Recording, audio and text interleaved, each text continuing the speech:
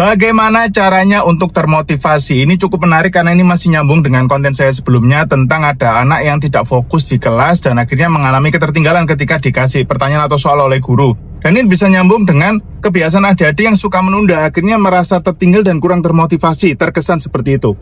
Ini adalah hal yang saya terapkan dari usia sekolah SD, SMP, SMA sampai kuliah ya. Ada dua versi termotivasi oleh tuntutan dan tekanan atau versi karena suka dengan hal yang kita pelajari. Versi pertama itu saya terapkan ketika saya SD sampai SMA karena kondisi keuangan atau ekonomi orang tua saya itu kurang mampu, jadi saya mau nggak mau harus rajin belajar, harus pinter agar dapat ranking, dapat beasiswa.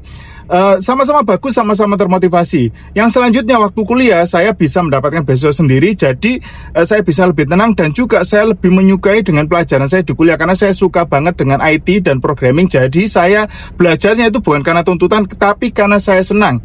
Dan sama-sama termotivasi waktu kuliah juga. Waktu itu di kampus saya itu ada ranking-rankingan, saya sering ranking 1 dan dapat beasiswa dari situ. Dua-duanya sama-sama membuat saya termotivasi, hanya saja yang bagian tuntutan itu lebih gampang membuat saya stres. Tapi kalau yang saya menyukai bidangnya itu lebih membuat saya fun, termotivasi juga, dan menurut saya lebih bagus di situ dari segi ranking, dari segi nilai, dari segi apapun ya. Jadi buat teman-teman ada dua hal untuk memotivasi adik-adik, silakan dipilih, tapi kalau saya lebih menyarankan pilih yang membuat anak atau kita yang adik-adik ini senang untuk menjalaninya.